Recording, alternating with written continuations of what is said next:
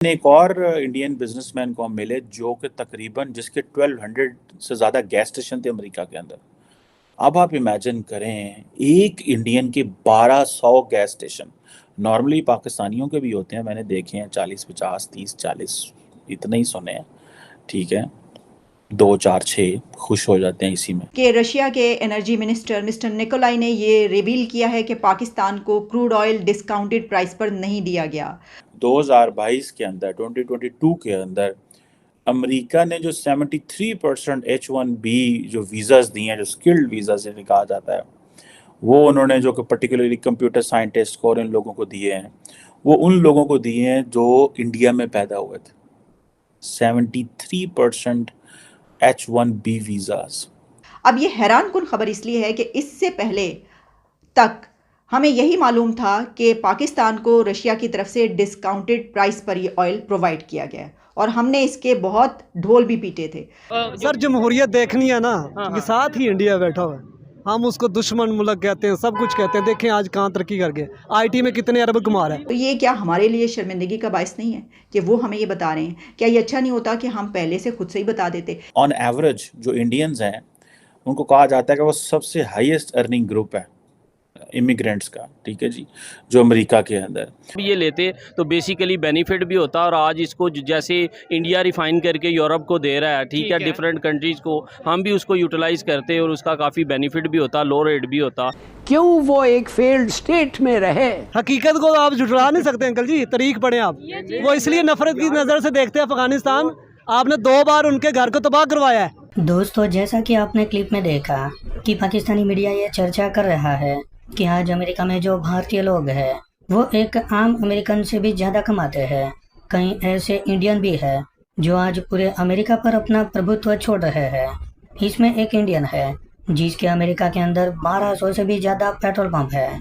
वहीं एक दूसरा इंडियन है जिसके पास अमेरिका में 1400 एकड़ ज़मीन है जिसमें वो खेती करते हैं और उसका वार्षिक टर्नओवर बड़े बड़े बिजनेसमैनों से भी ज़्यादा है। हमारे और इंडियन लोगों का डीएनए सेम है, एक ही रीजन से हम आते हैं, लेकिन हमारे लोग वहाँ पर छोटे मोटे काम करते रहते हैं क्योंकि इसमें फ़र्क आ जाता है एजुकेशन का। हमारा एजुकेशन बहुत ही आउटडेटेड है, इसी वजह से आज हम बहुत पीछे रह गए। सिर्फ 2022 के अंदर 2022 के अंदर अमेरिका ने जो 73% H1B जो वीज़ाज दिए हैं, जो स्किल्ड वीज़ा जिन्हें कहा जाता है, वो उन्होंने जो कि पर्टिकुलरली कंप्यूटर साइंटिस्ट को और इन लोगों को दिए हैं, वो उन लोगों को दिए हैं जो इंडिया में पैदा हुए थे। 73% H1B वीज़ाज, जो कंप्यूटर साइंटिस्ट या इस तरह की जो और चीज़ें हैं। ठीक है, सो ये मैं एक इकोनॉमिस्ट में स्टडी पढ़ रहा था और ये किस इंडिया अमेरिका के अंदर सारी बात है, लुक्रेटिव जॉब्स हैं, ये सारे लोग वहाँ पे अच्छा भला पैसा कमा रहे हैं, सारा कुछ जिसे वो कहते हैं ना वो कर रहे हैं। अब आप अगर ये देखें कि ये ऑन एवरेज जो इंडियंस हैं उनको कहा जाता है कि वो सबसे हाईएस्ट अर्निंग ग्रुप है इमिग्रेंट्स का। ठीक है जी, जो अमेरिका के अंदर। और that was shocking for me to understand and see this even कि एक इंडियन फॉर एग्जांपल जो है वो इंडियन जो एक मीडियन अगर आप लें वो उसका तो $1.5 लाख पर ईयर कमा रहा है, जबकि अमेरिका के अंदर नॉर्मली लोग जो जॉब्स करते हैं सरकारी, जो अमेरिकन हैं, वो 70 80 90 हज़ार लाख डॉलर कमा रहे हैं। लेकिन इंडियन जो है इनको हाईएस्ट अर्निंग ग्रुप कहा जाता है। ठीक है जी, और चाइनीज़ जो हैं वो तकरीबन $95,000 कमा रहे हैं पर ईयर, लेकिन Indian $1.5 lakh. It means that's why मुझे एक दफ़ा इत्तेफाक हुआ इंडिया अमेरिका में, कुछ माह पहले था मैं वहाँ पे, तो मैं एक बिजनेसमैन को मिला जो कि 12,000 आई थिंक एकड़ जिसकी प्रॉपर्टी थी, और वो पूरी इंडिया, वो कोई को कालू साहब थे, और 12,000 एकड़ उनकी प्रॉपर्टी थी, या सॉरी 14,000 एकड़ प्रॉपर्टी थी। और कहते थे कि पूरी इंडिया, पूरे अमेरिका के अंदर जो पिस्ताचियो आलमंड्स ये वो उनके खेतों से जाते हैं अमेरिका के अंदर। और उन्होंने पता नहीं कितने $1 मिलियन का वो किया हुआ था, वो भी किया हुआ था, जो एक एग्रीकल्चर स्कूल भी बनाया हुआ था। एंड इस तरह I met him and then एक और इंडियन बिजनेसमैन को हम मिले जो कि तकरीबन जिसके 1200 से ज़्यादा गैस स्टेशन थे अमेरिका के अंदर। अब आप इमेजिन करें एक इंडियन के 1200 गैस स्टेशन। नॉर्मली पाकिस्तानियों के भी होते हैं, मैंने देखे हैं 40 50 30 40 इतने ही सुने हैं, ठीक है, 2 4 6 खुश हो जाते हैं इसी में, ठीक है।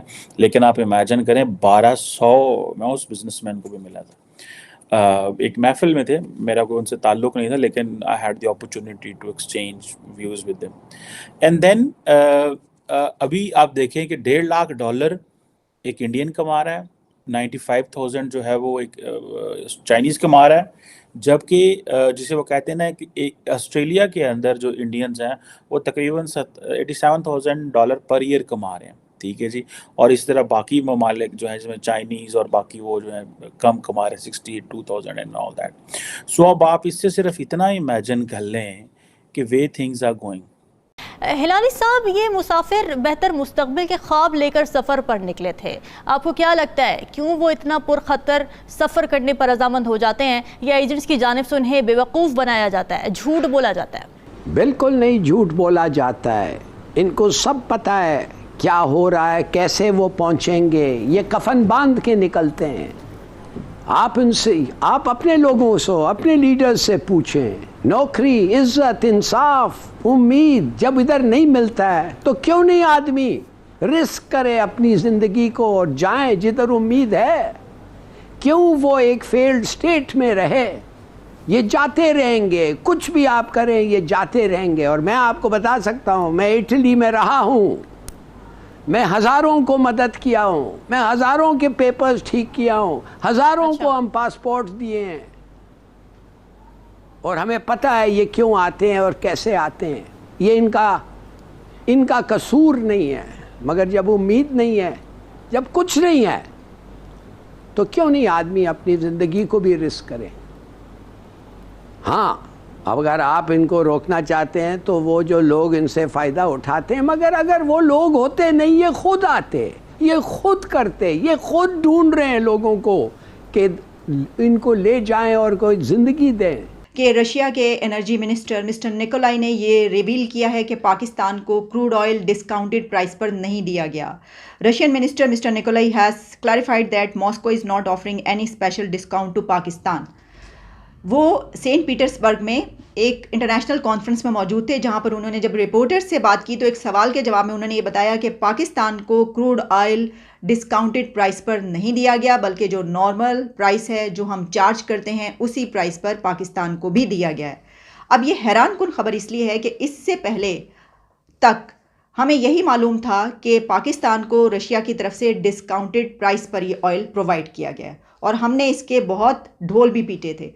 प्राइम मिनिस्टर ने कुछ दिन पहले ट्वीट्स जो की थी, उन्होंने कहा था, I have fulfilled another of my promises to the nation, glad to announce that the first Russian discounted crude oil. और जिस पे उन्होंने कहा था कि अब हम आगे का सफ़र है towards prosperity, economic growth, energy security and affordability.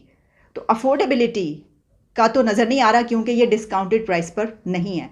लेकिन यहाँ पर सवाल ये पैदा होता है कि आखिर हमारे मुल्क में हर चीज़ में इतनी सीक्रेसी क्यों होती है, क्योंकि अवाम से क्यों छुपाई जाती है ये बात, और अवाम को गफलत में क्यों रखा जाता है। देखिए, ये दौर है मीडिया और सोशल मीडिया का। खैर, मीडिया को भी, टेलीविज़न चैनल्स भी ख़त्म हो गए अब, लेकिन सोशल मीडिया पे हर खबर आ जाती है।